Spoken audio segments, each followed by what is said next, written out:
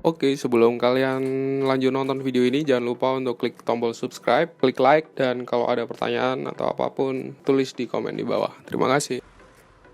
Oke, jumpa lagi di channel saya, Tito Guru Cisku.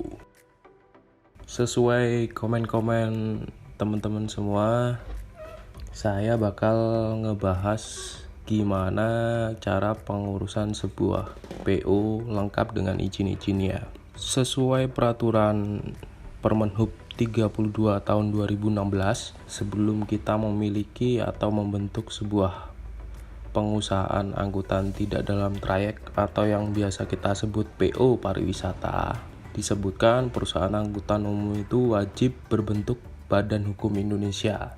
Badan Hukum di Indonesia sendiri bentuknya ada 4, itu BUMN, BUMD, PT, Perseroan Terbatas, dan juga koperasi. Jadi untuk jadi PO kita harus berbentuk 4 tadi. Kalau belum, kita nggak bisa ngurus PO. Lalu di Permenhub 32 tahun 2016 juga disebutkan kita paling sedikit memiliki 5 armada dengan disertakan bukti STNK atas nama perusahaan dan surat lulus uji KIR. Yang kedua, kita harus memiliki tempat penyimpanan kendaraan atau pool ataupun garasi. Kita juga bisa menyediakan fasilitas kendaraan atau bengkel. Dan yang terakhir, kita harus memperkerjakan pengemudi yang sudah memiliki SIM umum sesuai dengan golongan kendaraannya. Kalau semua itu sudah kita penuhi semua, baru kita bisa mengurus perizinan. Untuk perizinannya sendiri, merujuk dari Peraturan Menteri Perhubungan di PM 117 tahun 2018 tentang penyelenggaraan angkutan orang tidak dalam trayek atau pariwisata. Unit pariwisata itu sendiri adalah angkutan yang memindahkan orang dan atau barang dari satu tempat ke tempat yang lain menggunakan kendaraan di ruang lalu lintas jalan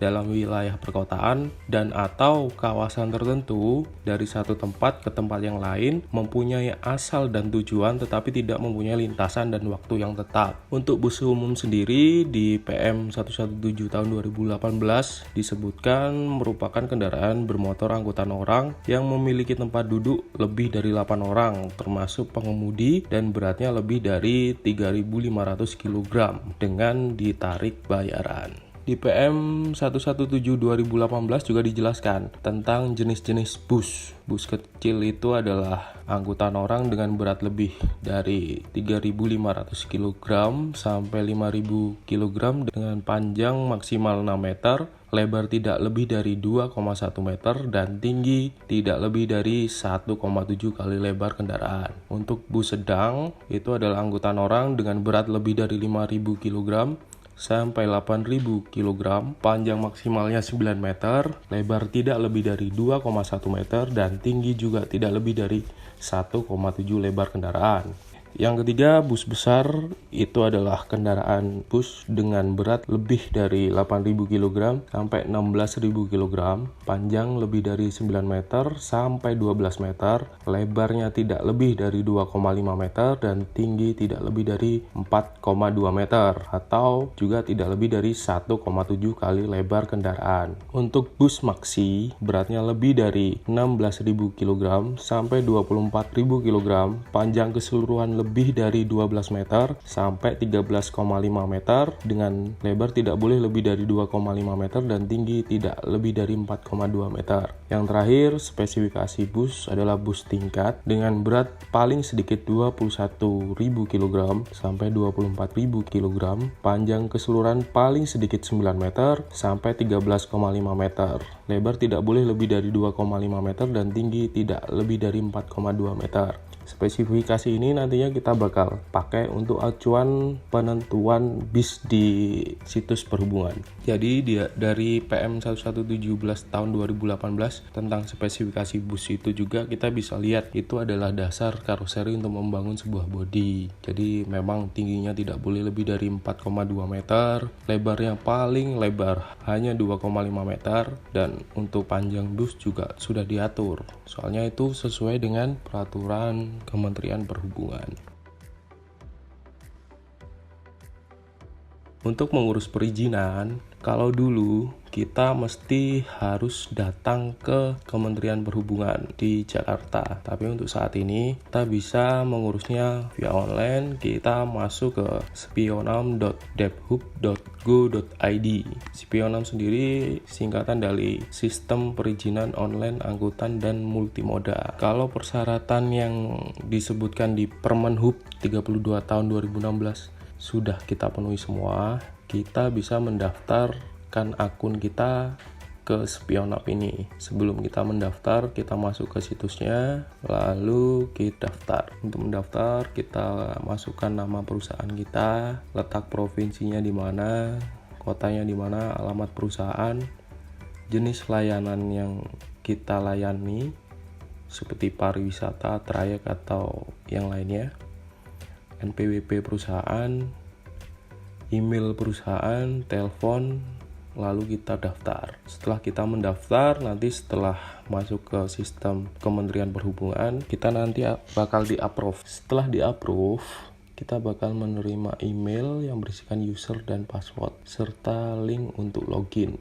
Jika permohonan akun telah disetujui, kita masuk dengan user passwordnya, lalu klik login, dan ini adalah dashboardnya. Di dashboard ini nantinya tercantum nama perusahaan, nama penanggung jawab, dan lain-lain. Pertama kali kita harus klik profil perusahaan. Di profil perusahaan ini kita lengkapi semua data-data perusahaan yang perlu dimasukkan, mulai dari nomor MPWP direktur, akta pendirian, tanggal akta pendirian, dan semua dokumen-dokumen ini harus dilengkapin. Setelah dilengkapin, di bawah ini adalah perizinan yang dilayanin oleh Spionam, mulai angkutan barang, angkutan orang trayek, jadi angkutan orang reguler, angkutan orang non trayek, pariwisata dan lainnya, angkutan penyeberangan laut dan lain-lain. Karena di sini saya menjelaskannya untuk perizinan pariwisata, kita klik angkutan orang non trayek. Angkutan orang non trayek kita klik persetujuan penyelenggaraan.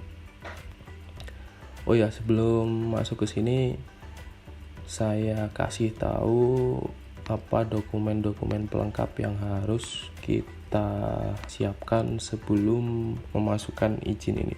Yang pertama, surat permohonan penyelenggaraan tidak dalam trayek. Surat permohonan ini ditulis dengan kop kita, nomor surat perusahaan kita, dengan format saya sisipkan di bawah ya. Selanjutnya, dokumen kesanggupan. Dokumen kesanggupan ini kita bisa dapatkan di PM 117 tahun 2018. Formatnya juga saya sertakan di bawah.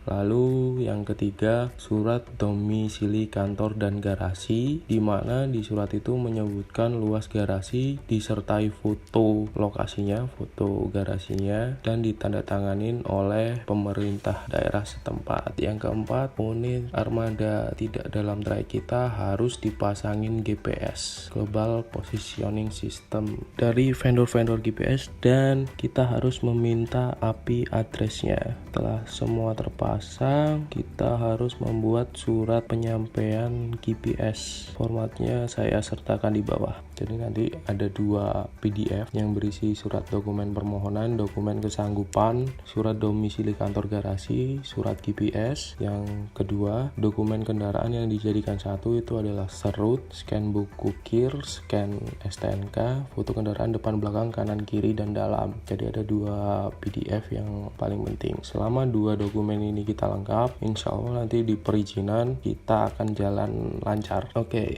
kembali lagi ke soal tutorialnya. Karena kita mau ngurus prinsip penyelenggaraan angkutan orang tidak dalam trayek, kita pilih jenis angkutannya pariwisata. Nomor permohonan ini adalah nomor surat permohonan kita yang bikin di awal tadi, scan dokumen permohonan kita yang sudah ditandatangani dan dikasih materai, lalu di scan. Filenya harus PDF dan maksimal 2 MB.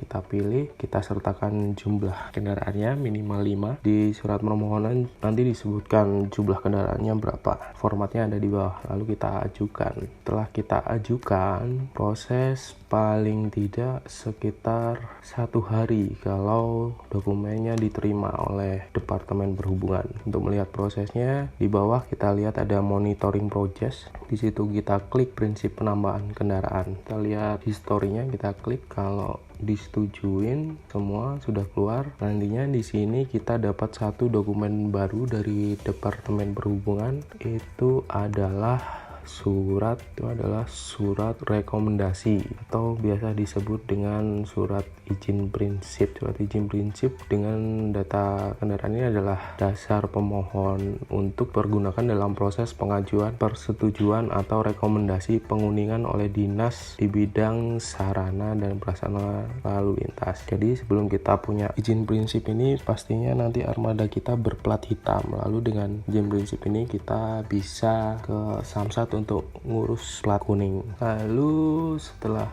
izin prinsip keluar, kita langsung mengurus izin penyelenggaraan. Izin penyelenggaraan ini adalah nantinya dia mengeluarkan izin penyelenggaraan angkutan tidak dalam trayek untuk perusahaan kita, serta mengeluarkan kartu pengawasan atau KPS. Ini setelah disetujuin nanti keluar seperti ini. Kita plus, kita masukkan nomor serut, tanggal serut. Kalau kita tidak punya serut, kita isi nomor terserah, tanggalnya juga terserah. Tapi kalau ada, pastikan nomor serut dan tanggal serutnya sesuai. Nomor kendaraan, opol kendaraannya, nomor uji itu adalah nomor KIR. Nomor KIR-nya kita isi, nomor rangka mesin, tahun sesuai STNK, merek kita pilih mereknya, nama pemilik adalah nama pemilik sesuai STNK. Jenis kendaraan ini yang saya jelaskan tadi di awal. Kalau bis besar, kita pilih bis besar, medium pilih medium, mikro pilih mikro. Jumlah seat kita pilih sesuai dengan buku KIR, daya angkut juga sesuai buku KIR. Lampirkan doc ini kita pilih file dengan